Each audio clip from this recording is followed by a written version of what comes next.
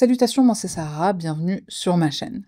La Suède, pays des aurores boréales et des forêts infinies, est souvent perçue comme un havre de paix et de modernité.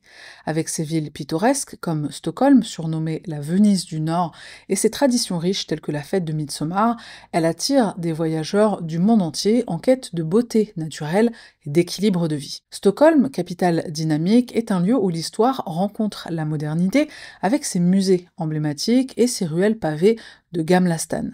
Mais Stockholm est aussi le théâtre de récits humains complexes, parfois sombres, comme en témoignera l'affaire de ce soir. La ville est notamment connue pour avoir donné son nom au syndrome de Stockholm, terme psychologique né à la suite d'une prise d'otage en 1973 dans une banque locale où les captifs développent une empathie inattendue envers leurs ravisseurs. Ce paradoxe reflète la complexité des relations humaines, un thème central dans l'affaire Saga Elneborg. Ce cas tragique bouleverse la Suède et les pays d'origine des personnes impliquées en raison de son caractère extrêmement choquant, mais aussi à cause des questions qu'elle soulève sur la responsabilité, les relations humaines et les dynamiques culturelles. Dans un pays réputé pour ses valeurs égalitaires et son système judiciaire moderne, l'affaire suscite un débat intense sur la violence conjugale et la protection des femmes. Les parties impliquées issues d'autres horizons culturels ajoutent une couche de complexité, notamment en ce qui concerne les différences dans les attentes sociétales et familiales. Ce drame illustre les tensions qui émergent à l'intersection de cultures et les conséquences d'un manque de communication et de compréhension dans un contexte multiculturel. Saga Elneborg naît le 14 juin 1993 à Stockholm, en Suède. Issue d'une famille chrétienne de classe moyenne supérieure, elle grandit dans un environnement stable et aimant. Son père, Lars Elneborg, est professeur d'université spécialisé en histoire européenne, reconnu pour ses publications académiques. Sa mère, Melissa Elneborg, est une architecte renommée, connue pour ses projets qui mélangent modernité et tradition suédoise. Saga est l'aînée de 3 enfants et elle a toujours été perçue comme une figure protectrice et ambitieuse au sein de sa famille. La maison familiale située dans un quartier verdoyant de Stockholm reflète les valeurs suédoises, simplicité, harmonie et proximité avec la nature. Dès son plus jeune âge, Saga montre un intérêt pour les questions sociales et l'écriture. Elle tient des journaux intimes où elle exprime ses rêves d'un monde plus juste. Académiquement, elle excelle, elle obtient un diplôme en sciences sociales à l'université d'Uppsala avant de se spécialiser en relations internationales. Pendant ses études, elle participe à des programmes d'échange en Allemagne et au Royaume-Uni, ce qui va renforcer sa compréhension des cultures et des défis mondiaux. Saga est également passionnée par la culture suédoise, elle adore les escapades en pleine nature, la cuisine traditionnelle, et elle participe régulièrement à des célébrations comme Midsommar. Ses amis la décrivent comme une personne chaleureuse, optimiste et déterminée, bien que parfois idéaliste. Son compagnon, Mohamed Amin Abdirezek Ibrahim, est un réfugié somalien arrivé en Suède pendant son adolescence. Né en 2001 à Mogadiscio, Mohamed Amin grandit dans un environnement marqué par la guerre civile, la pauvreté et l'insécurité constante. Sa famille, profondément attachée aux valeurs islamiques et aux traditions somaliennes, joue un rôle central dans son éducation. En 2015, Mohamed Amin fuit son pays natal avec sa famille, cherchant un avenir plus sûr en Europe. À son arrivée en Suède, il bénéficie d'un programme de soutien aux jeunes réfugiés, incluant des cours de langue et des ateliers d'intégration culturelle. Sur le plan scolaire, il montre un intérêt initial pour les mathématiques et les sciences, ce qui l'amène à poursuivre des études techniques dans un lycée local. Cependant, il abandonne ses études avant d'obtenir son diplôme, il ressent des difficultés d'adaptation et une pression psychologique liée aux attentes très élevées de sa famille. Professionnellement, Mohamed Amin enchaîne des emplois temporaires, principalement dans la logistique et la restauration, sans parvenir à trouver une stabilité durable. Il se sent tiraillé entre les normes suédoises qui valorisent l'autonomie individuelle et les exigences de sa famille qui attend de lui qu'il respecte strictement les traditions somaliennes et qu'il joue un rôle de soutien économique. Sur le plan religieux, Mohamed Amin pratique l'islam de manière modérée, mais il est soumis à une pression constante de sa famille pour renforcer sa foi et éviter tout comportement perçu comme occidental. Il fait la rencontre de Saga en octobre 2021, mais sa relation avec cette jeune femme suédoise, thaïlandaise et chrétienne aggrave ce conflit intérieur. Mohamed Amin redoute les jugements de sa communauté et surtout de sa famille, qui considère cette union comme incompatible avec leurs valeurs religieuses et culturelles. La famille de Mohamed Amin exerce une pression importante sur lui pour réussir, potentiellement en tant que seul espoir d'ascension sociale. Et ces attentes vont lui générer un stress conséquent.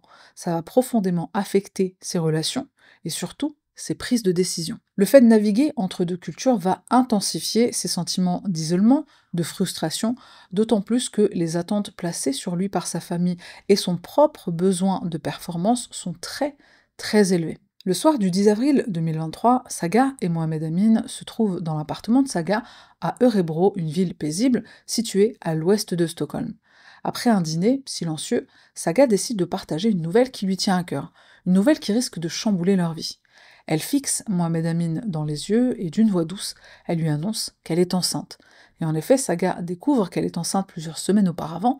C'est un garçon dont la naissance est prévue pour le mois de juin 2023. Elle décide de garder cette nouvelle pour elle dans un premier temps, elle réfléchit à la manière et au moment de l'annoncer à son copain, puis elle décide finalement de partager l'heureuse nouvelle avec sa famille et ses amis. Son entourage va énormément la soutenir et être présent dans ses préparatifs. Sa mère lui rend souvent visite, elle l'aide, elle la soutient. Saga est hyper heureuse à l'idée de devenir mère, c'est quelque chose qu'elle a toujours voulu. Mais elle est également anxieuse quant à la réaction de son copain. Elle espère que cette nouvelle renforcera leur relation, que ça les rapprochera, mais malheureusement, il va se passer tout le contraire. Quand Mohamed Amin apprend que Saga est enceinte, Saga le trouve tout à coup très distant avec elle. Selon les messages échangés avec quelques amis, elle exprime ses doutes persistants sur leur avenir commun. Je pense que cet enfant pourrait nous donner une raison de bâtir quelque chose de solide, écrit-elle, mais je vois que Mohamed Amin n'est pas dans le même état d'esprit. C'est dur, mais je suis prête à me battre pour cet enfant. Ce moment où elle annonce sa grossesse, Saga il l'imagine rempli de joie, d'espoir, mais il va se transformer rapidement en une spirale de tension. Mohamed Amin reste figé, son regard se durcit et le silence devient insoutenable. Le jeune homme est préoccupé par les contraintes financières et les responsabilités qu'implique la parentalité. Ça accentue l'inquiétude de Saga, bien qu'elle soit déterminée à aller de l'avant avec la grossesse. Elle partage ses préparatifs avec son entourage, ses amis, sa famille. Elle se réjouit de l'arrivée de ce bébé. Elle commence à faire des achats, lits de bébé, vêtements, biberons, livres sur la parentalité, etc. Elle assiste à des cours avec une sage-femme. En bref, elle attend son petit garçon avec impatience et elle s'y prépare. Saga perçoit aussi sa grossesse comme une opportunité de donner un nouveau sens à sa relation avec Mohamed Amin, alors que Mohamed Amin, lui, il semble y voir une menace pour sa liberté, pour ses projets personnels et surtout pour sa famille. Cette grossesse, elle symbolise un espoir d'un côté, mais de l'autre, elle est un point de rupture dans la relation du jeune couple. Après quelques semaines où elle sera plus ou moins ignorée par son copain, mise de côté, Saga décide qu'il est temps que Mohamed Amin annonce la nouvelle à sa famille à lui. On est au mois d'avril, Saga est enceinte de 7 mois maintenant, donc le ventre, on peut plus le cacher. Le 28 avril au soir, comme promis, Mohamed Amin prévoit de se rendre chez ses parents pour avoir cette discussion avec eux, discussion qu'il redoute bien sûr. Au lieu de tenir cette promesse, ce soir-là, Mohamed Amin décide de se diriger plutôt en direction de l'appartement de Saga. Les reproches commencent à fuser, l'argent, leur avenir, leurs différences culturelles et religieuses, les mots deviennent des cris et les gestes, d'abord hésitants, deviennent violents. La dispute atteint un point de non-retour, Mohamed Amin s'empare d'une lampe dans un accès de rage incontrôlé, Saga tente de se défendre, elle le supplie, mais la colère de Mohamed Amin est aveuglante, il l'étrangle avec le cordon de la lampe. La chambre de Saga, témoin silencieuse de cet acte brutal, est bientôt marquée par le chaos. Le lendemain matin, le 29 avril 2023, Mélissa, la mère de Saga, se rend à l'appartement de sa fille, à Örebro. Elle y va souvent, comme je le disais plus tôt, elle est très présente pour aider sa fille pendant la grossesse. En arrivant, elle frappe à la porte, mais elle n'a aucune réponse. Malgré son insistance, Saga n'ouvre toujours pas. Inquiète, sa mère va d'abord essayer de lui téléphoner sur son portable. Elle envoie des messages qui restent sans réponse. Elle décide alors d'utiliser un double de la clé de l'appartement qu'elle a en sa possession pour des urgences. Mais la première chose qui l'étonne, c'est d'abord la porte qui n'est pas verrouillée. Et puis quand elle entre, elle constate qu'un robinet est ouvert. Elle cherche Saga, qui n'est ni dans le salon, ni dans la cuisine. puis elle entre dans la chambre à coucher, et là, c'est le choc. Elle découvre le corps sans vie de Saga. Une table très lourde est sur elle, et il y a aussi une lampe pas très loin, et le câble de cette lampe est autour de son cou. Mélissa appelle les secours, elle essaie un massage cardiaque, malgré les lèvres bleues, malgré le sang qui coule du nez de Saga, mais il est trop tard, Saga est déjà partie. Quand les ambulanciers arrivent, ils ne peuvent que constater le décès de la jeune femme et de son bébé à naître. Quand à son tour la police arrive, la scène qu'ils découvrent leur glace le sang. Saga, enceinte de 7 mois, gît sur le sol. Près d'elle, on remarque tout de suite la lampe dont le cordon, qui a servi, à l'étrangler. La chambre est figée dans le désordre, comme si le temps s'était arrêté au moment exact du drame. Les policiers constatent aussi que des tiroirs sont ouverts, ce qui laisse croire que c'est peut-être un cambriolage qui a mal tourné. L'enquête débute immédiatement après la découverte du corps de Saga. Les policiers présents sur la scène du crime, à Örebro, notent des signes clairs d'une lutte violente. La table lourde sur Saga, avant que sa mère ne l'enlève pour lui faire un massage cardiaque, les tiroirs ouverts, le lit défait, des meubles renversés, des bijoux par terre et même des éclats de verre. On estime que l'heure de la mort a lieu aux alentours de 1h à 3h du matin, dans la nuit du 28 au 29 avril. Et puisque la porte est déverrouillée, on se dit que Saga connaissait probablement son tueur. Et dès qu'on prend connaissance de son historique personnel, les soupçons se tournent immédiatement vers son petit copain, Mohamed Amin. Les enquêteurs le contactent pour lui annoncer, dans un premier temps, que sa copine enceinte de 7 mois vient d'être agressée et qu'elle et son bébé sont morts tous les deux. Et Mohamed Amin va avoir un comportement très troublant. Pour commencer, on le trouve particulièrement calme, et il va même blaguer avec les détectives. Quand on lui indique l'adresse de la scène du crime, il dit qu'il ne sait pas où ça se trouve. Et pourtant, c'est l'adresse où réside Saga, sa petite amie. Ensuite, de lui-même, il va offrir un alibi pour le soir du drame, alors que les policiers n'ont même pas encore posé la question. Il indique qu'il est en voiture avec un ami ce soir-là, mais l'ami en question refuse de témoigner pour confirmer. Bien sûr, Mohamed Amin nie toute implication quand on lui demande s'il est responsable du meurtre de Saga et de leur bébé. Mais les preuves vont parler d'elles-mêmes. Tout d'abord, des preuves numériques. La nuit du drame, Mohamed Amin est localisé par le biais de son téléphone dans le secteur tout près de la scène de crime. Et ce qui sera surtout très parlant, c'est qu'il éteint son téléphone cette nuit-là entre minuit 22 et 3h57 du matin. C'est la tranche horaire estimée de la mort de Saga. Dans le téléphone de Mohamed Amin, on découvre aussi des messages supprimés et des appels vers le téléphone de Saga. Dans ces messages, il explique ne pas vouloir annoncer la grossesse à sa famille, il a trop peur de leur réaction. L'enquête va aussi révéler une preuve ADN très parlante.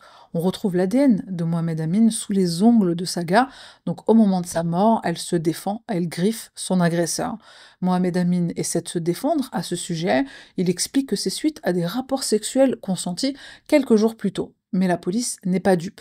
Déjà, il indique ne pas être chez Saga le jour du drame, une adresse dont, soi-disant, il n'a même pas connaissance. Si Saga avait eu des rapports avec lui dans les jours précédents, comme il le prétend, elle se serait lavé les mains entre-temps, donc il n'y aurait pas eu son ADN sous ses ongles. Cette explication ne tient pas la route. Mohamed Amin va ensuite essayer de diriger l'enquête vers un gang de Stockholm, mais encore une fois, ça ne tient pas la route, puisque lui-même n'est affilié à aucun gang, et puis comme on sait que la porte est déverrouillée et qu'il n'y a aucun signe d'effraction dans l'appartement, ça voudrait dire que Saga aurait ouvert la porte en pleine nuit à un inconnu ou des inconnus. C'est impossible, surtout qu'elle est enceinte de 7 mois. La preuve la plus parlante, c'est un message qu'on retrouve dans le téléphone de Mohamed Amin. Et alors accroche-toi parce que tu vas en avoir l'estomac retourné. Mohamed Amin demande à un ami, par message, donc on a une trace, d'aller frapper Saga dans le ventre pour qu'elle fasse une fausse couche. Sur son historique internet, il demande même à Google si frapper le ventre peut induire une fausse couche. Pendant un moment, la police se demande si un membre de la famille de Mohamed Amin ne serait pas impliqué, responsable de ce meurtre. On découvre en effet que sa mère était au courant de la relation avec Saga et qu'elle a clairement fait comprendre à son fils qu'elle désapprouvait parce que Saga est chrétienne. Mais Mohamed Amin aurait réussi à convaincre sa mère qu'il n'était pas en couple avec elle. La piste familiale est écartée. Mohamed Amin est le seul suspect dans cette affaire et grâce à tous les éléments collectés pendant l'enquête, il est officiellement arrêté et inculpé. Le procès de Mohamed Amin Abdirizek Ibrahim pour le meurtre de Saga Elneborg s'ouvre le 10 mai 2024 à Örebro, soit un an après le drame. La couverture médiatique est intense, les audiences attirent l'attention non seulement en Suède mais aussi à l'international puisque l'affaire soulève des questions complexes sur l'intégration des réfugiés, les conflits culturels et la violence basée sur l'honneur. L'accusation se base sur les éléments de l'enquête, à savoir les preuves ADN, les témoignages des proches de Saga. On cite par exemple des échanges où la jeune femme exprime son inquiétude dès qu'elle apprend être enceinte. Je ne sais pas comment il réagira quand je lui dirai pour le bébé. Les tensions culturelles et personnelles auxquelles Mohamed Amin est confronté apparaissent comme des éléments clés du drame. Arrivé en Suède jeune, il jongle entre les attentes de sa famille somalienne, musulmane, qui insiste sur le respect des traditions, et son désir de s'intégrer à la société suédoise. Les messages échangés avec ses amis révèlent un profond mal-être. Dans l'un d'eux, il confie: ma famille ne comprendra jamais que je puisse aimer une femme comme Saga. Et quand Saga lui pose un ultimatum pour faire l'annonce de la grossesse à sa famille, Mohamed Amin écrit par message: je suis tellement angoissé, mon cœur va sortir de ma poitrine. Au passage, petite parenthèse, il existe différentes interprétations du texte coranique au sujet du mariage interreligieux pour les musulmans, et c'est une question très sensible, surtout pour les musulmans en Europe. Autre élément à charge cité au procès, l'autopsie de Saga. Elle révèle qu'elle a d'abord été étranglée par le câble de la lampe. La table basse, qui pèse environ 30 kg, a aussi été utilisée dans un premier temps pour appuyer sur son ventre et la faire avorter. Finalement, la table est utilisée pour appuyer sur sa gorge et pour finir de l'étrangler. Et ce détail va énormément choquer non seulement la famille de Saga, mais aussi toute la communauté. Des témoins rapportent que Mohamed Amin craignait le jugement de sa famille sur sa relation avec une femme suédoise, chrétienne, non musulmane. L'idée qu'elle était enceinte d'un enfant en plus hors mariage et qu'elle souhaitait l'élever selon ses valeurs chrétiennes aurait été perçue comme une atteinte insupportable à son honneur familial. Les pressions que ressent Mohamed Amin quand Saga lui répète sans cesse de venir emménager avec lui, ensuite d'annoncer la grossesse à sa famille, finissent par avoir raison du jeune homme qui se laisse emporter par la rage. Les experts expliqueront pendant le procès que dans certaines traditions conservatrices, les hommes peuvent se sentir obligés de restaurer l'honneur de leur famille face à une situation jugée inacceptable par leur communauté ou par leur famille. Mohamed Amin se sent donc obligé de se débarrasser de cette source de déshonneur envers sa famille. C'est la raison pour laquelle ce double meurtre est considéré comme un crime d'honneur. Pour défendre leurs clients, les avocats de Mohamed Amin mettent en avant son parcours difficile en tant que réfugié somalien. Ils insistent sur son jeune âge quand il arrive en Suède et son incapacité à naviguer entre deux systèmes de valeurs contradictoires. On a aussi le grand classique des troubles psychologiques, son passé, les attentes écrasantes de sa famille, etc. On veut qu'il réussisse professionnellement, notamment. La défense relève aussi l'absence de préméditation. On affirme que le meurtre a été commis dans un moment de rage incontrôlée et qu'il ne s'agit pas d'un crime d'honneur, mais d'un drame personnel. Mais ces arguments sont contestés par les procureurs qui vont présenter des preuves montrant une planification partielle, notamment les recherches internet sur comment provoquer un avortement ou une fausse couche. Après plusieurs semaines d'audience, le tribunal rejette l'argument de l'absence de préméditation. Le jugement souligne que 1. Mohamed Amin a clairement envisagé les conséquences sociales et familiales de la grossesse de Saga avant de commettre le meurtre. 2. Ses actions avant le crime, à savoir le fait qu'il avait éteint son téléphone au moment où il s'approche de l'appartement de Saga, et enfin la violence extrême du meurtre qui reflète une intention de supprimer la source du déshonneur, d'abord le bébé, puis finalement Saga elle-même, puisqu'elle se montre insistante auprès de son copain à qui elle demande non seulement d'emménager avec elle pour qu'ils s'occupent ensemble du bébé, mais aussi elle lui pose un ultimatum pour qu'il annonce la grossesse à sa famille. Mohamedine perçoit cette situation comme une menace à son identité culturelle, familiale, religieuse, et il commet l'irréparable. Le 5 juin 2024, Mohamed Amin est reconnu coupable de meurtre avec préméditation. Le tribunal le condamne à la réclusion à perpétuité avec une possibilité de révision après 25 ans. Cette sentence est l'une des plus sévères dans le système judiciaire suédois. Le verdict sera salué par la famille de la victime comme une étape importante vers la justice, mais il relance les débats en Suède sur la gestion des tensions culturelles dans une société multiculturelle, sur la protection des femmes victimes de violences liées à l'honneur et sur les défis d'intégration des réfugiés, particulièrement ceux qui proviennent de contextes culturels conservateurs. Les médias et les experts appellent à des mesures plus strictes pour identifier et prévenir les situations à risque en mettant l'accent sur l'éducation, le soutien psychologique et des programmes d'intégration.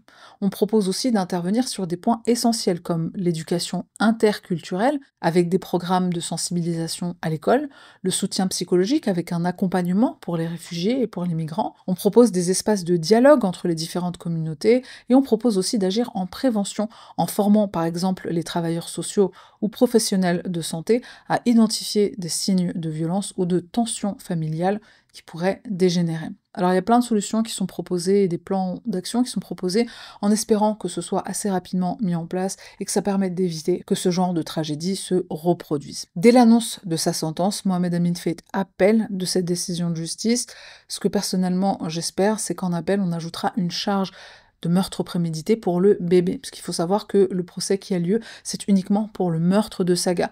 En ce qui concerne les actes criminels entraînant la mort d'un fœtus, la législation suédoise ne reconnaît pas spécifiquement l'homicide d'un enfant à naître en tant qu'infraction distincte. Par contre, si une femme enceinte est agressée et que cette agression entraîne la perte du fœtus, l'auteur peut être poursuivi pour violence infligée à la mère, mais pas pour l'homicide du fœtus. Donc espérons que les lois changent dans le pays parce qu'un fœtus eh ben, ça reste un être humain, donc je vois pas pourquoi il y aurait absolument aucune charge possible, en tout cas en Suède et aussi malheureusement en France. Pour te donner quand même une petite lueur d'espoir, faut savoir que certains pays reconnaissent l'homicide d'un bébé qui n'est pas encore né, les États-Unis, le Canada, le Royaume-Uni et l'Australie. Bon, ça fait vraiment très peu sur tous les pays qui existent sur Terre, mais c'est un bon début et maintenant il faut que les autres suivent. Dans l'affaire Saga Elneborg, il est question de violence conjugale, de conflits culturels dans une société multiculturelle, et cette affaire, malheureusement, elle s'inscrit dans une série de cas tragiques où des femmes sont tuées par leurs compagnons dans des contextes de tension sociale et personnelle. Parmi ces affaires, on peut citer celle de Julie Dwib en France en 2019. Cette femme de 34 ans est assassinée par son ex-compagnon Bruno Garcia Cruciani après des années de relations tumultueuses marquées par des violences physiques et aussi psychologiques. Quand Julie a enfin le courage de quitter Bruno, il se rend devant son nouveau domicile et il l'abat de 2 coups de feu.